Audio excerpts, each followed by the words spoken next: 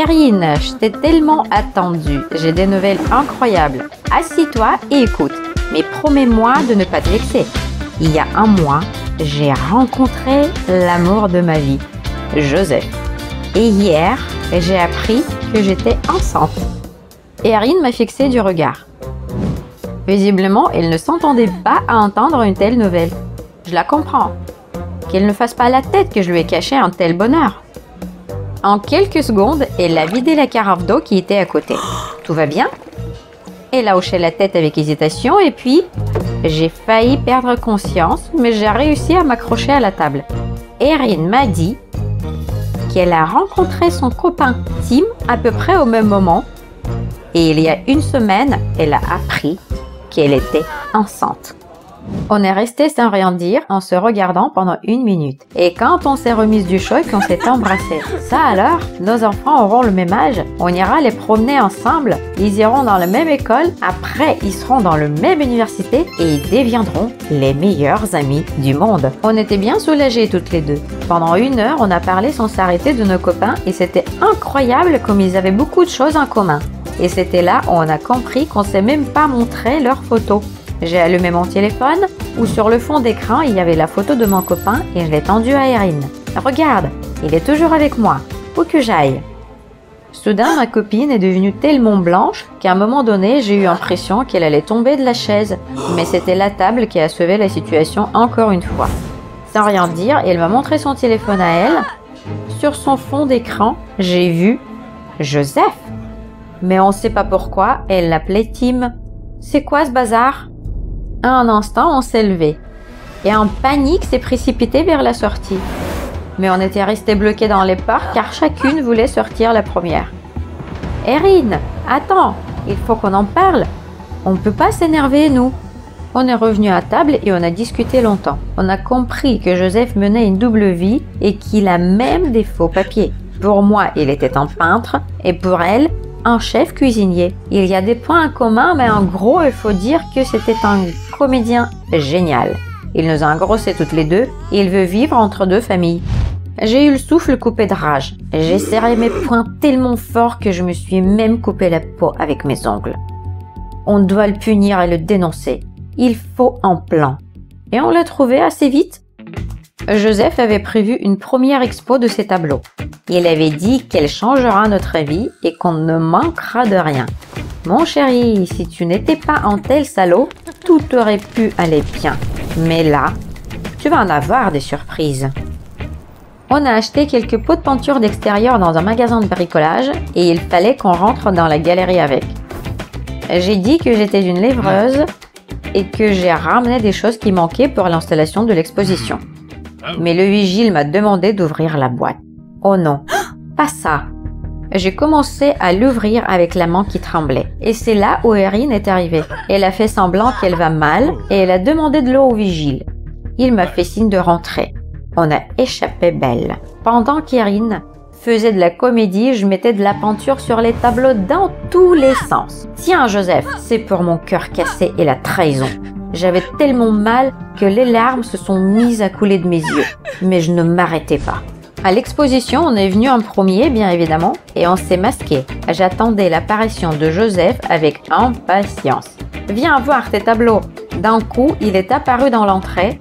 D'abord, son visage est devenu tout blanc, puis tout vert, et il a perdu conscience et tombé dans les pommes. C'est ça, oui. Plus tard, je lui ai envoyé un SMS qui disait que j'allais dormir chez mes parents cette nuit.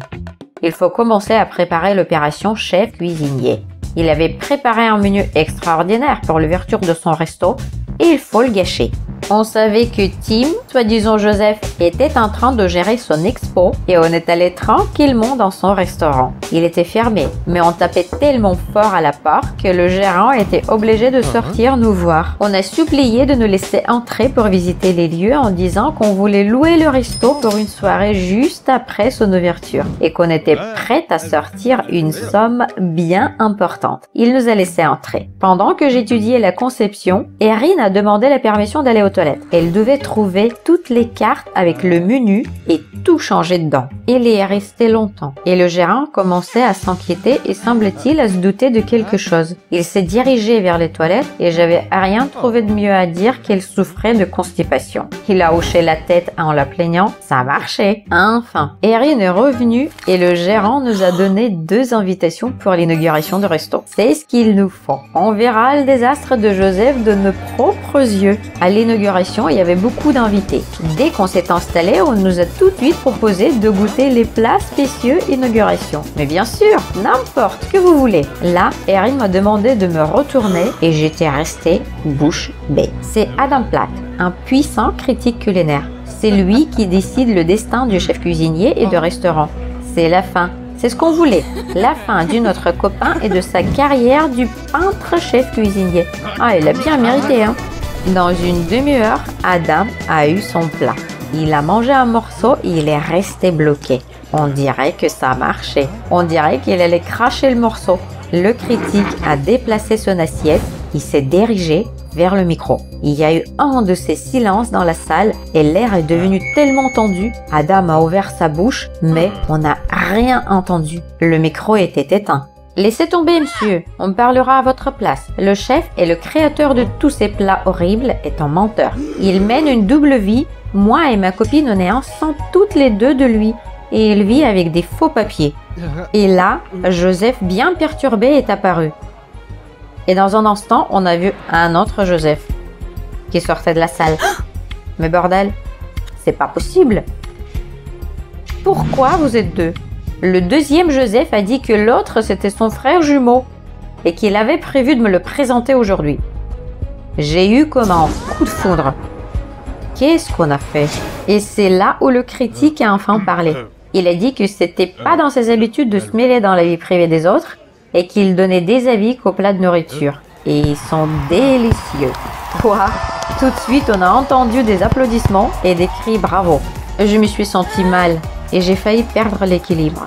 Joseph m'a attrapé et m'a chouchouté dans l'oreille qu'un collectionneur a acheté tous les tableaux et que la moitié de l'argent est à moi, car il avait compris qui était derrière toute cette histoire. C'est vrai qu'on dit qu'il faut se méfier de fous et des femmes enceintes. On a failli détruire notre propre bonheur avec Erin. Mais tout va bien, même si on a bien honte pour tout ce qu'on a fait. T'as aimé cette vidéo? Abonne-toi et like la vidéo, soutiens notre chaîne. Merci. J'étais si heureuse de rencontrer enfin les parents de Pete. Nous approchions déjà la maison et ses parents nous ont rejoints sur le seuil. Quand je me suis approchée un peu plus près, j'ai pu voir leur visage. Oh mon Dieu, ce sont ces mêmes personnes pour lesquelles j'ai accepté de devenir mère porteuse et de porter leur enfant. Bien sûr, Pete ne savait rien. J'ai dû faire cela pour payer le traitement de ma jeune sœur. Milana avait besoin d'une greffe de rein en urgence. Les médecins ont promis de faire de leur mieux. Mais il fallait que je trouve l'argent. Nos parents étaient morts depuis longtemps et il n'y avait personne d'autre pour nous aider. Mais le montant était énorme. Où pourrais-je trouver une telle somme? J'étais désespérée. J'ai passé toutes les journées à chercher du travail et je suis soudain tombée sur une annonce concernant la recherche d'une mère porteuse pour un couple de personnes âgées. On m'a proposé beaucoup d'argent pour cela. Cela devrait suffire. Je me suis fait tester, j'ai subi quelques procédures et très vite le médecin m'a dit « Vous êtes enceinte ». Je ne pouvais pas croire que j'avais fait ça, mais j'étais prête à tout pour sauver ma sœur. Quand mes parents sont partis, nous étions toutes seules. Nous avons promis de s'entraider et de rester ensemble. J'ai reçu un montant important à l'avance et j'ai immédiatement apporté l'argent à la clinique. Je n'ai rien dit à mon petit ami Pete. J'avais peur qu'il me quitte tout de suite. Et donc, il n'a pas remarqué. J'ai dû mentir en disant que je partais pour un an en dehors de la ville pour me préparer à l'université. Il semblait y croire. Pete était mon premier amour. Je voulais l'épouser. Et maintenant, il me présentait à ses parents. C'était tellement excitant. Autant pour une connaissance. Qui aurait cru que je portais un enfant pour eux? J'ai dit à Pete que j'avais eu une intoxication alimentaire. J'ai fait demi-tour et je suis rentrée chez moi en courant. Soudain, le téléphone a sonné. C'était Pete. Je me suis préparée au pire. Mais il a dit qu'il comprenait que cela devait être excitant de rencontrer les parents du futur mari. Puis, il a ajouté que ce n'était probablement pas la meilleure manière de faire connaissance, car ils ont récemment eu une grosse dispute avec lui parce qu'il traînait toujours très tard, et ses parents étaient inquiets et dormaient mal. Après cela, Pete m'a proposé de m'aider à déménager de la ville, mais j'ai insisté sur le fait que je pouvais m'en occuper moi-même. Le lendemain, j'ai déménagé toutes mes affaires dans la maison de campagne. Dès que j'ai déballé, j'ai eu l'impression que Pete me manquait déjà. Mais je m'en suis remise, pourvu qu'il n'apprenne pas que j'étais enceinte. C'était la seule façon de sauver notre relation. Je venais de m'allonger sur le canapé avec mon livre quand on a sonné à la porte. Qui était-ce? Dans ma confusion, j'ai ouvert la porte et j'ai vu Pete avec une énorme valise. Pete a dit qu'il avait compris qu'il voulait vivre avec moi et qu'il ne me dérangerait pas dans mes préparatifs pour l'université. Je ne savais pas quoi dire. N'importe quelle fille dans ma situation aurait été heureuse, mais j'étais terrifiée. Il allait bientôt découvrir ma grossesse. Nerveuse, j'essayais de lui dire qu'il s'ennuierait ici, sans boîte de nuit, sans fête. Mais Pete a dit de ne pas s'inquiéter. Ses amis pourraient venir en voiture. Et ce soir, il allait y avoir la première fête en l'honneur de notre déménagement.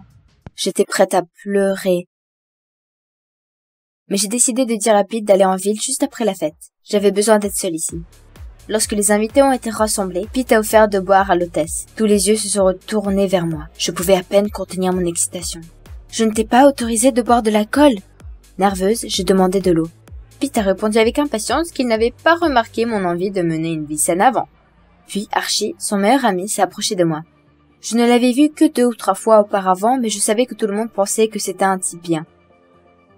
Et Archie avait aussi de l'eau dans son verre. Il a dit que pour être de bonne humeur et s'amuser, on n'avait pas besoin de boire. Mais Pete a intervenu et a dit qu'il savait comment m'empêcher de me morfondre. Il avait apporté ma nourriture indienne préférée avec lui. Mais l'odeur du curry m'a rendue malade et j'ai immédiatement couru aux toilettes. À mon retour, Pete m'a dit avec colère: « Qu'est-ce qui ne va pas ?» J'ai hésité et il s'est retourné, partant vers ses invités. Ce n'était certainement pas le moment de parler de mon désir d'être seule. Pete était déjà en colère contre moi.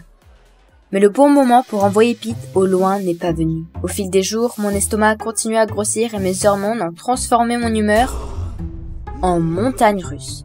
Un matin, je me suis réveillée dans un état terrible. Mes jambes étaient enflées et j'avais mal à toucher mes seins. Et puis j'ai vu un message manqué sur mon téléphone. C'était de Pete. « N'oublie pas, c'est l'anniversaire de mariage de mes parents. L'appel est à 19h. » J'espère que cette fois-ci la connaissance se fera. Merde. J'ai promis d'y aller. Cette fois, je ne pouvais pas m'en tirer. Je devais donc m'assurer qu'ils ne me reconnaissent pas. En désespoir, j'ai mis un vieux chandail bien large. J'ai attaché un foulard sur ma tête et j'ai mis des lunettes de soleil. Pete est revenu et m'a regardé fixement. Est-ce que j'allais porter ça? Mais je me suis empressée de répondre qu'il n'y avait pas le temps de changer. Les parents de Pete se sont regardés bizarrement pendant tout le dîner. Est-ce qu'ils m'ont reconnu après tout? Et à la fin, sa mère a dit qu'ils avaient de bonnes nouvelles, qu'ils allaient bientôt avoir un enfant. Pete était stupéfait. Il ne comprenait pas comment cela était possible à son âge. Mais sa mère a bégayé qu'il avait trouvé une excellente mère porteuse et qu'elle portait déjà son futur frère ou sa future sœur. Ouf. Alors, ils ne se sont pas rendus compte que c'était moi. Et puis Pete a fait une remarque en riant que seuls des idiots accepteraient de porter l'enfant de quelqu'un d'autre pour de l'argent. Mais il savait quoi? J'ai cru qu'il avait tort et retenant à peine mes larmes, j'ai couru dans la rue. Pete m'a rattrapé et m'a dit qu'il était enfin fatigué de mes caprices. Tu sais, on ferait mieux de se séparer et de faire une pause l'un de l'autre, a-t-il dit. Quoi? Pete a ajouté qu'il voulait rester avec son ami Archie, le gars de la fête, pendant une semaine. Ça m'a fait mal d'entendre ça, mais c'était peut-être encore mieux, parce que si nous rompions, Pete ne verrait pas mon estomac grossir. À la maison, Pete a fait ses bagages et est parti immédiatement. Archie l'attendait devant la maison. Je suis allée prendre un bain pour me détendre. Puis j'ai entendu un bruit dans le couloir. Pete était-il revenu? Toutes mes affaires étaient dans la chambre. Il allait voir mon ventre. J'ai mis une robe de chambre et j'ai décidé de me faufiler dans le salon. J'ai essayé de bouger le plus silencieusement possible, mais je pouvais à peine bouger mes jambes gonflées. Et puis j'ai vu Archie, l'ami de Pete, debout devant moi, stupéfait. Il m'a expliqué maladroitement que Pete avait oublié sa chemise et lui a demandé de la ramasser pour ne pas me voir. Il a regardé mon ventre. Il était parfaitement visible sous la robe. Bon sang, il allait le dire à Pete maintenant. Je me suis sentie étourdie par la peur et j'ai commencé à tomber. Archie a immédiatement couru vers moi et m'a aidé à m'asseoir sur le canapé. Des larmes me sont montées aux yeux. Archie, je ne voulais décevoir personne. Et puis j'ai dit que je portais l'enfant de quelqu'un d'autre pour sauver ma sœur. Après cela, Archie a fixé un point pendant longtemps et s'est tu. Je n'aurais pas dû en parler. Mais ensuite, il a prononcé les mots qui m'ont fait frissonner. Il a dit que si quelque chose arrivait à son proche, il ferait aussi tout pour l'aider. Puis Archie a remarqué que mes jambes étaient très enflées. Il a dit que lorsque sa mère était enceinte de son petit frère, il lui faisait souvent des massages. Il a proposé de m'aider. J'étais stupéfaite, mais j'ai accepté. Mes jambes me faisaient vraiment très mal. Et juste au moment où Archie a commencé à me masser, j'ai entendu « Qu'est-ce qui prend autant de temps à Archie ?» Et soudain, Pete était dans la pièce. Dans un élan de rage, il a crié qu'il n'était pas le moins du monde, surpris que je lui trompais déjà. « Pete, attends, tu t'es trompé !» Je croyais que le monde s'était écroulé. Que se passerait-il maintenant? J'ai continué à appeler Pete pendant la semaine suivante, mais il semblait m'avoir bloqué. J'étais dans un état terrible, mais je savais que je devais me ressaisir. Au moins pour le bien de ma sœur Milana. J'ai essayé de sortir du lit, puis j'ai entendu des bruits de pas en bas. Pete? Mais c'était encore Archie. Il m'a apporté un sac entier de fruits. Je lui ai demandé pour Pete. Était-il encore en colère contre moi? Puis Archie m'a pris ma main et m'a dit que je n'avais pas besoin de Pete. Tout ira bien. Et Archie s'occuperait de moi. Mais Pete s'est trompé. Je ne l'ai pas trompé. Je ne faisais que porter un bébé pour ma sœur. Et cela faisait si longtemps que je ne lui avais pas rendu visite à l'hôpital. Et soudain, Archie a dit. Alors qu'est-ce qu'on attend? Allons-y. J'étais triste en pensant que Pete n'avait jamais été aussi intéressé par elle. Pete disait toujours « Tu dois changer » et m'invitait à une autre fête. J'ai accepté et Archie et moi sommes allés à l'hôpital. Et ce n'est qu'en entrant dans la chambre que j'ai vu que ma petite sœur avait enfin retrouvé la raison. Mais le médecin, debout à côté du lit de Milana, m'a dit de ne pas être trop heureuse. L'état de Milana est instable et le nouvel organe risque de ne pas s'établir. Mais le principal, c'est qu'elle était déjà réveillée. Archie et moi avons rendu visite à Milana presque tous les jours. Tout semblait bien se passer. Elle allait rapidement mieux. Au début, j'étais un peu inquiète de la façon dont ma sœur allait accepter Archie, mais il semblait qu'ils s'entendaient rapidement. Ils ont passé des heures ensemble à discuter de bande dessinée et à dessiner un maquillage de super-héros. J'étais si heureuse. J'étais surprise de voir que je semblais m'attacher à Archie moi aussi. Un jour, nous revions de l'hôpital et Archie m'a demandé de passer dîner dans un café. J'ai hésité car c'était le café préféré de Pete. Je ne savais pas quoi faire, mais je pensais que toute cette histoire avec Pete était du passé et j'ai quand même accepté d'y aller. Et dès que nous avons commandé, Archie, embarrassé, a dit qu'il m'aimait beaucoup depuis longtemps. J'étais confuse. Mais Archie a ajouté qu'il ne pouvait pas l'admettre à cause de Pete. J'ai senti mes joues rougir, et à ce moment, j'ai vu Pete entrer dans le café. Il avait le bras autour d'une blonde. Comment a-t-il osé?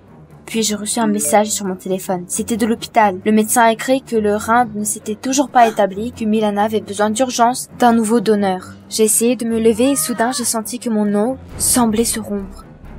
Le sol s'est à nouveau effondré sous mes pieds et je suis tombée dans l'obscurité. Je me suis réveillée à l'hôpital. Archie était introuvable et le bébé non plus. Et Milana? Mon Dieu, qu'est-ce qui se passe? Mais la porte s'est ouverte et les parents du Pete sont rentrés, acclamant, serrant un petit paquet de bébés sur leur poitrine. Le médecin m'a également remis une sorte d'insigne de super-héros. C'était l'insigne préféré de Milana. Qu'est-ce que cela signifiait? Le médecin a dit que ma sœur s'était déjà remise de la deuxième opération et a même demandé à me passer ce badge en signe de gratitude. Je n'ai rien compris. On a réussi? Quand ont-ils trouvé le donneur? Le médecin m'a regardé avec surprise et m'a dit que c'était mon ami qui avait donné son rein. Archie? Le médecin a regardé le dossier et a hoché la tête. Les larmes coulaient sur mes joues. Un mois plus tard, Milana, Archie et moi sommes allés à l'océan. J'ai regardé les vagues et j'ai pensé, comme c'était grand quand les difficultés étaient dans le passé, et maintenant il y avait une nouvelle vie heureuse devant nous trois. Je me suis tournée vers Archie et je lui ai dit « Merci Archie. Tu es mon super-héros. » Milana a souri joyeusement. En fait, la fille à laquelle j'ai donné naissance s'appelait Milana. Nous lui rendons parfois visite avec toute la famille. Vous avez aimé la vidéo? Abonnez-vous et soutenez la chaîne. Merci.